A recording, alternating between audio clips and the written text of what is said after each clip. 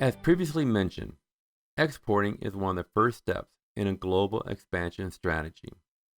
This strategy usually evolves around the manufacturing sector, but could apply to the exporting of services, like consulting.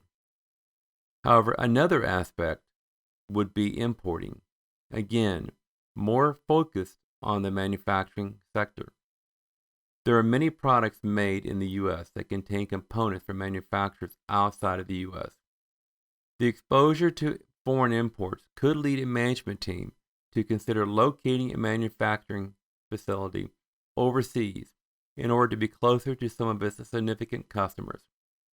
Finally, countertrade still exists in the global economy, but more at the government level, which we'll discuss shortly.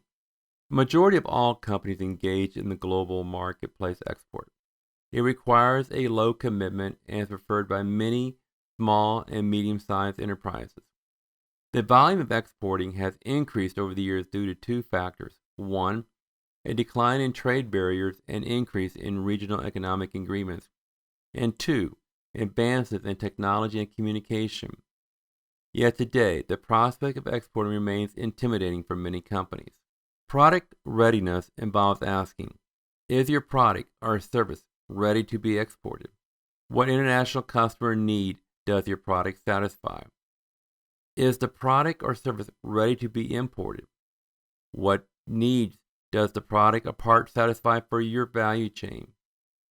Company readiness involves asking, is the company ready to export the product?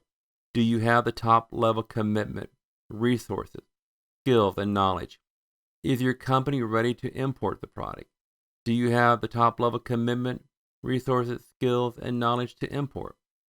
In the area of global finance, due to the financial risk associated with exporting, company readiness should be the focus. The success or financial rewards for pursuing exporting opportunities hinges on these determinants: competitive capabilities in the domestic market, motivation for going international, commitment of the owners and top management, experience, training and skills, knowledge and resources. Is there a need to develop an export strategy? The short answer, yes. However, there is more to it. Without a strategy, it will become a shotgun approach with no direction and focus, and possibly leading the company to financial losses.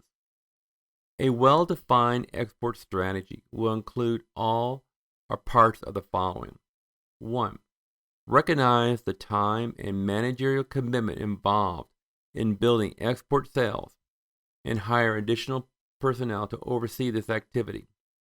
Without recognizing the need for management commitment and focus, there will be no export strategy.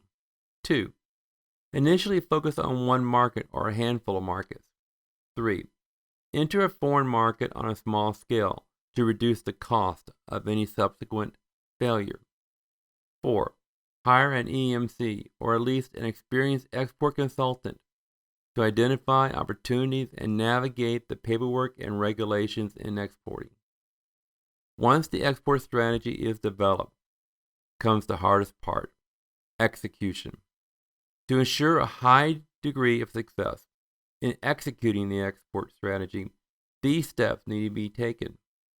1. Devote attention to building a strong and enduring relationship with your local distributors and/or customers.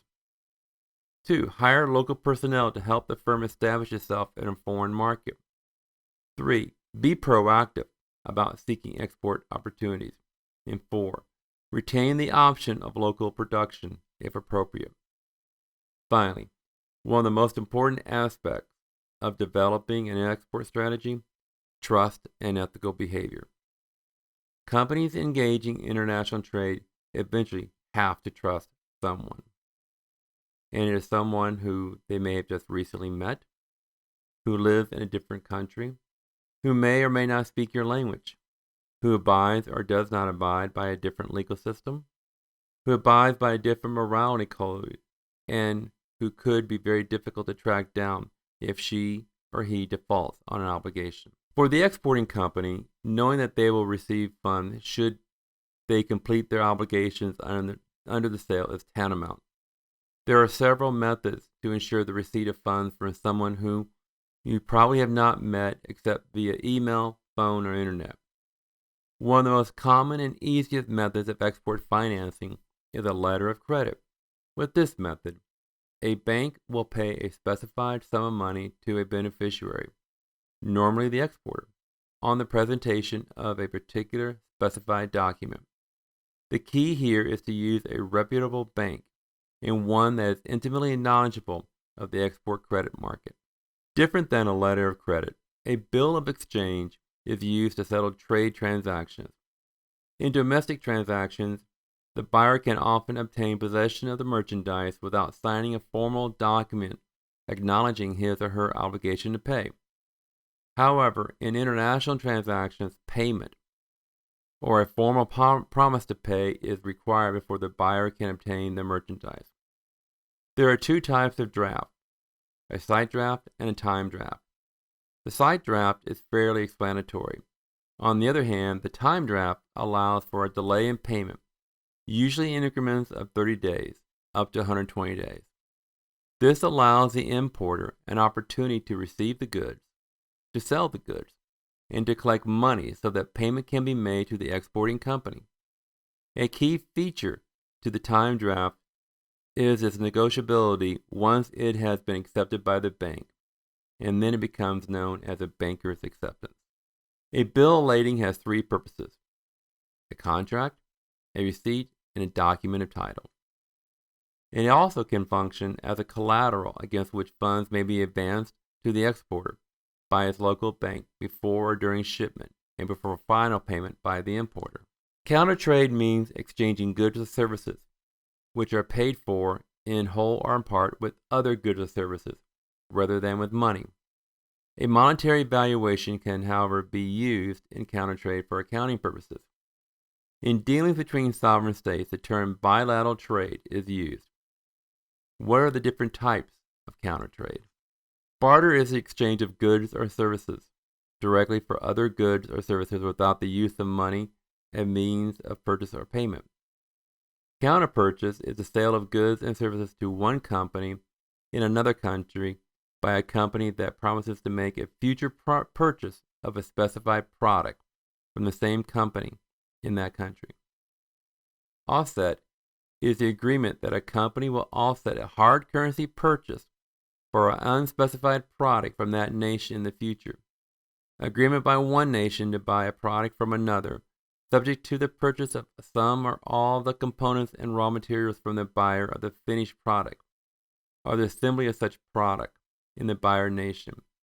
Switch trading, practice in which one company sells to another its obligation to make a purchase in a given country.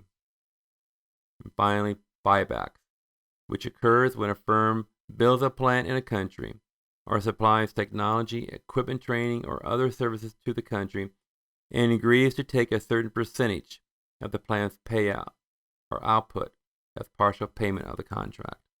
But does countertrade still exist today? Yes. Here's one example from several years ago. In 2000, India and Iraq agreed on oil for wheat and rice, barter deal, subject to the United Nations approval under Article 50 of the United Nations Persian Gulf War sanctions that would facilitate 300,000 barrels of oil delivered daily to India at a price of $6.85 a barrel, while Iraqi oil sales into Asia were valued at $22 a barrel.